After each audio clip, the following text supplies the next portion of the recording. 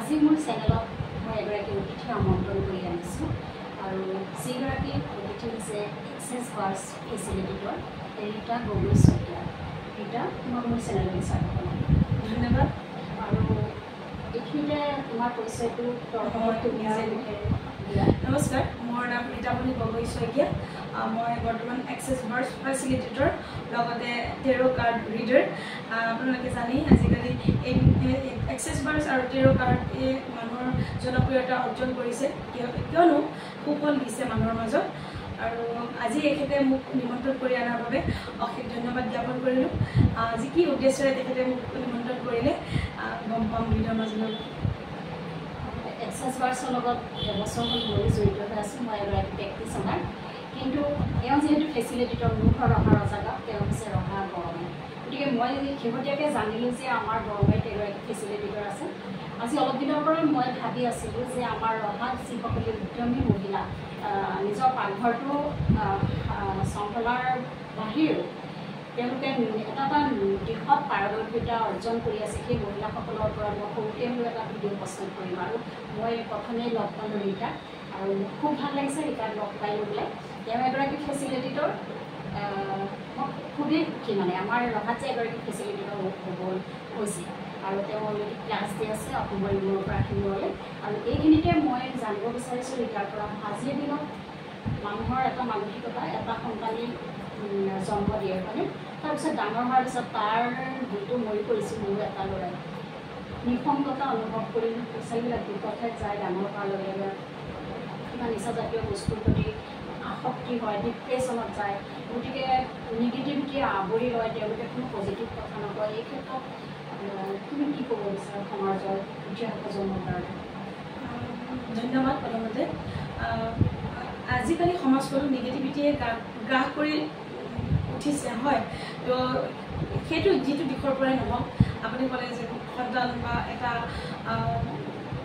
হ'লে মানে অকলশৰীয়া অনুভৱ কৰে বা বেলেগ সংগলৈ যায়, তো মই এইটো এটা নিগেটিভিটি বুলি ভাবোঁ। এজন বা মোৰ মন্তব্যটো মই প্ৰকাশ কৰিব বিচাৰিছোঁ, এজন বা দুজন যে থাকিলে অকলশৰীয়া অনুভৱ কৰিলে তেনেকুৱা হ'ব নহয়। কিছুমান সংগ দুখত আপুনি দুইজন বাচ্চাও তেনেকৈ নিগেটিভিটিলৈ যাব পাৰে মোৰ মতে। তো তেওঁলোকক আমি এতিয়া এটা ইমান ধুনীয়া মডেলিটি এক্সেছ বাছ থেৰাপি, তেওঁলোকৰ যাতে ব্ৰেইনত নিগেটিভিটি ষ্ট'ৰ হ'ব নোৱাৰে। আমাৰ মাজত এতিয়া সকলো মাতৃয়ে এক্সেছ বাছটো শিকা যথেষ্ট প্ৰয়োজন। মানে তো নিজৰ বাচ্ছাক যেতিয়া এক্সেছ বাছ থেৰাপিটো ৰান কৰিব, তো তেওঁলোকৰ ব্ৰেইনত এনেকৈ বেয়া বেমাৰে, মানে নিগেটিভিটিটো বেয়া বেমাৰ বুলি কৈছোঁ মই, বাহ ল'ব নোৱাৰিব। তো ডেইলি এটা হ'লেও বা ডেইলি নিদিলেও এদিন স্কিপ কৰি এদিন বা এদিন দিলেও মানে নিগেটিভিটিটো যেতিয়া ৰিমুভ হ'ব, তেওঁলোকে সঠিক ৰাস্তা দেখা পাব। তো যেতিয়া সঠিক ৰাস্তাটো দেখা পায়, তেওঁলোকে ভুল কৰাৰ কোনো মানে কি ৰাস্তাই নাই। তো মই যিমানখিনি মানে অভিজ্ঞ, মই ভাবিছোঁ এক্সেছ বাছৰ জৰিয়তে মানে কি সন্তানসমূহ এনেকৈ নিগেটিভ পথলৈ যোৱাৰ পৰা আমাৰ মাতৃসকলে ৰক্ষা কৰিব পৰা একমাত্ৰ মাধ্যম বুলি মই বিশ্বাস কৰিছোঁ, আৰু মই তাৰ প্ৰমাণো পাইছোঁ। ধন্যবাদ। তেওঁ অভিজ্ঞতাৰ পৰা ক'লে মানে এক্সেছ বাছৰ জৰিয়তে, আৰু আজিকালি ৰেকি মানুহে আগতে ভাবে যে ৰেকি আপোনাক আজিকালি খুব প্ৰচলিত হৈছে, এক্সেছ বাছো প্ৰচলিত হৈছে। এক্সেছ বাছ হৈছে আমাৰ ব্ৰেইনত 32টা পইণ্টছ আছে, আৰু তাত যেতিয়া থেৰাপিটো দিয়ে আমাৰ যিবিলাক নিগেটিভিটি সকলো নাইকিয়া হৈ যায়, আৰু তাত ভাল ভাল কথাই সৃষ্টি হয়। আৰু ৰেকিটো হৈছে আমাৰ বিশ্ব মহাজাগতিক শক্তি, যিটো ভগৱানৰ লগত প্ৰাৰ্থনা। আৰু এক্সেছ বাছ হৈছে চাইণ্টিফিক, এইটো এটা আমাৰ ক্লিয়াৰিং ষ্টেটমেণ্ট আছে, আৰু সেইটো মই ৰিটায়াৰ থ্ৰুৱেদি আপোনালোকক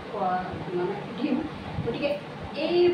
এইখিনিৰ দ্বাৰাই আজিকালি সন্তানসকলক বহুতখিনি ডিপ্ৰেশ্যনৰ পৰা উদ্ধাৰ কৰিব পৰা যায়। আৰু সেইকাৰণে মই ৰীতা যিটো ফেচিলিটেটৰ অভিজ্ঞতাও বেছি, তেওঁ এগৰাকী টেৰো কাৰ্ড ৰিডাৰ, আৰু ক্ৰিষ্টেলৰ লগতো তেওঁ জড়িত, ক্ৰিষ্টেলৰ ওপৰত কাম কৰি আছে। গতিকে এই সকলোখিনিৰ পৰা মই তেওঁৰ পৰা ছাজেশ্যন বিচাৰিবলৈকে আপোনালোকৰ আগত আজি মই প্ৰস্তুত কৰিছোঁ। তুমি এইডোখৰতে মই থুলমূলকৈ ক'ব বিচাৰোঁ বাছে আচলতে কাম কেনেকৈ কৰে। তো আমাৰ ব্ৰেইনত 32টা পইণ্ট আছে। এইটো আমেৰিকাৰ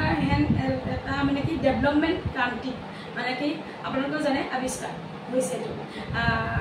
আৰু ফাউণ্ডাৰ হ'ল গেৰী ডগলাছ ছাৰ। তেখেতক অশেষ ধন্যবাদ আৰু আমাৰ মূৰত 32টা পইণ্ট তেওঁলোকে ৰিচাৰ্চ কৰি উলিয়াইছে ঠিক আছে চাইণ্টিফিক হয় তাতে আমি ক্লিয়াৰিং ষ্টেটমেণ্ট মাতি নিৰ্দিষ্ট পইণ্টকেইটাত মানে আমি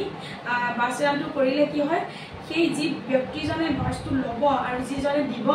দুইজনৰ যিটো মানৱ শক্তি সঞ্চালিত হৈছে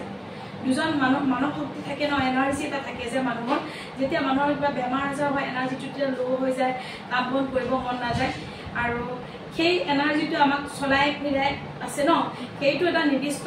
পদ্ধতি আৱিষ্কাৰ কৰি দুইজন ব্যক্তিৰ মাজত এনাৰ্জিটো যেতিয়া ৰান হৈ যায় নিৰ্দিষ্ট পইণ্টৰ মাধ্যমেৰে তো তেওঁলোকৰ দুইজন ব্যক্তি বোথ চাইড আনি মই এইকাৰণে কওঁ এক্সেছ বাৰ্ছটো এটা ইউনিক পদ্ধতি অতুলনীয় কাৰো লগত তুলনা কৰিব কিয় নোৱাৰি কিন্তু এনেকুৱা এটা পদ্ধতি নাই যিটো পদ্ধতি বোথ চাইড আনি হয় মানে আনক দিলে যে মোৰ অট'মেটিক ভাল হয় কিছুমান পদ্ধতিত নিজে অলপ প্ৰটেকশ্যন ল'ব লাগে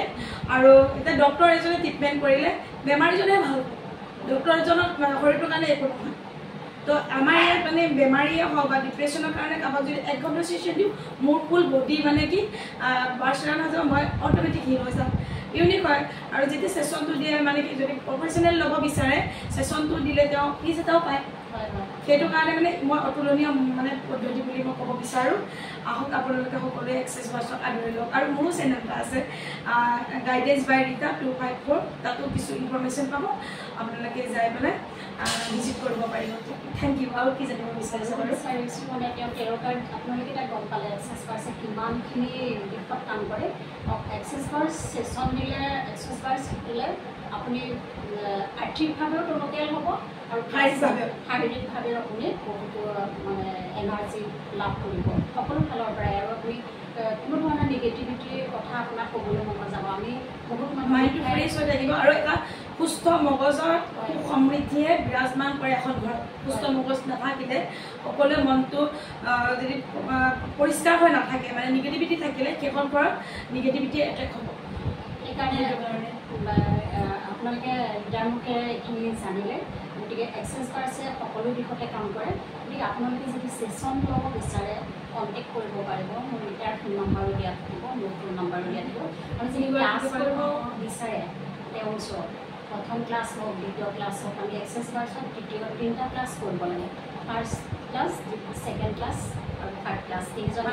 এটা ল'লেও পাৰে এটা কৰিলে প্ৰেক্টিচনাৰ হৈ থাকিব আৰু যদি ফেচিলিটেটৰ হ'বলৈ হয় তেতিয়াহ'লে আমি 3টা ক্লাছ কৰিব লাগিব গতিকে লাইচেঞ্চ ল'ব লাগিব গতিকে যদি আপোনালোকে বিচাৰে তেনেহ'লে ৰীতাৰ লগত যোগাযোগ কৰিব পাৰিব মোৰ কণ্টেক্ট নম্বৰতো যোগাযোগ কৰিলে ৰীতাক পাব গতিকে মাধ্যমেৰে মানে কেনেকৈ সমস্যাবিলাক অকণমান জনাই দিওঁ 13 কাৰ্ডটো যথেষ্ট জনপ্ৰিয়তা অৰ্জন কৰিছে এতিয়া যিসকলে জানে ভাল কথা আৰু যিসকলে নাজানে তেওঁলোকে মই ক'ব বিচাৰোঁ ইয়াত মানে কি 2টা ডেক থাকে 78খনকৈ কাৰ্ড থাকে তাত ইমান সুন্দৰ মানে এনাৰ্জি থাকে ন মই যেতিয়া মানে ৰিডিং কৰোঁ মই চক হৈ যাওঁ যিটো সমস্যা লৈ আহিব 78খন কাৰ্ডৰ মাজত সেইটোৱে উত্তৰ আনচাৰ ওলাব মই এক্সাম্পলৰ বাবে মই ক'ব বিচাৰিছোঁ কোনোবাই কুৱেশ্যনটো মই লাইভ মই কৰোঁ মানে সেইটো ৰিডিংটো কোনোবাই যদি কুৱেশ্যনটো কৰে বোলে বিয়া বাৰু কওঁ মই যদি মানি কাৰ্ডখন উঠে মই কেনেকৈ এক্সপ্লেনেশ্যন দিম তো বিয়াৰ ওপৰতেই মোৰ কাৰ্ডখন উঠিব কেনেকুৱা এটা মেজিক এনাৰ্জি হয় মইতো বিভ্ৰান্তি হৈ যাম ন তেওঁলোকৰ আগত মই কাৰ্ড উঠাম তো ইমান ধুনীয়াকৈ আপোনালোকে 13 কাৰ্ডৰ যোগেদি আপোনালোকৰ সমস্যাৰ ক্লিয়াৰ কাট আনচাৰ পাব আৰু ছেটিছফেকশ্যন হ'ব কিয়নো ঘৰৰ যদি এজন সদস্যই 13 কাৰ্ড মোৰ পৰা ৰিডিং লয় তেওঁলোকৰ নেক্সট দুজন সদস্য অট'মেটিক মোলৈ আহে কিয়নো তেওঁলোকে মানে উপকৃত হৈছে আৰু তাৰ উপৰি মানে কি কি সমস্যা হৈছে ক্লিয়াৰ মই কৈ দিওঁ আৰু সমাধানসমূহ সুন্দৰভাৱে মই ৰাস্তা দেখাই দিওঁ তেনেকৈ তেওঁলোকে অগ্ৰসৰ হ'লে সুফল পায় আৰু যোনদিনাখন ৰিডিং লয় 50% তেওঁলোকৰ সমস্যা মানে কি ব্ৰেইনৰ পৰা ওলাই যায় সমস্যাও এইটো হৈ আছিল মানে ন এইখন ভুল হৈ আছিল 50% তেওঁ হিল হৈ যায় ৰিডিং লোৱা সময়তে তাৰ একৰ্ডিং মই ক্ৰিষ্টেলো দিওঁ আপোনালোকে তাৰ কাৰণে যোগাযোগ কৰিব পাৰিব এতিয়া আপোনালোকে সকলোখিনি সমাধান পাব আৰু তেওঁ ফোন নম্বৰ দিয়া থাকিব গম পালে 13 কাৰ্ডৰ জৰিয়তে কি হয় ক্ৰিষ্টেলৰ জৰিয়তে কি হয় কিয়নো অঞ্জু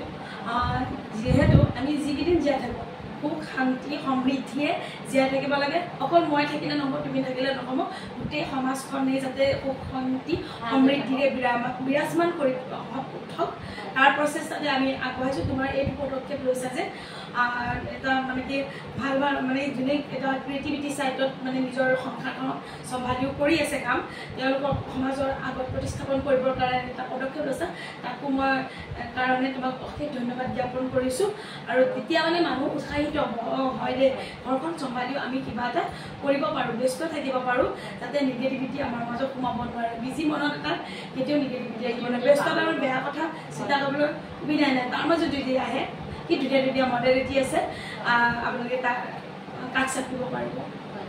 ধন্যবাদ ৰীতা আজিলৈ আমি ভিডিঅ'টো সামৰিছোঁ আৰু নেক্সট ভিডিঅ'ত ৰীতাক লগ পাব মোৰ চেনেলতে আৰু বহুতখিনি কথা পাতিবলগীয়া আছে মানে কিছুমান সমাধান দিবলগীয়া আছে এদিনতে মানে ভিডিঅ'টো কভাৰ নহয় আপোনালোকে ইমান পৰ ভিডিঅ'টো চাই থকাৰ বাবে মোৰ ধন্যবাদ দিলোঁ বাকী অন্তত সামৰণি মাৰিব সকলোকে ধন্যবাদ জনাই আজি মই মোৰ ভিডিঅ'টো ইমানতে সামৰিছোঁ ধন্যবাদ জনাইছোঁ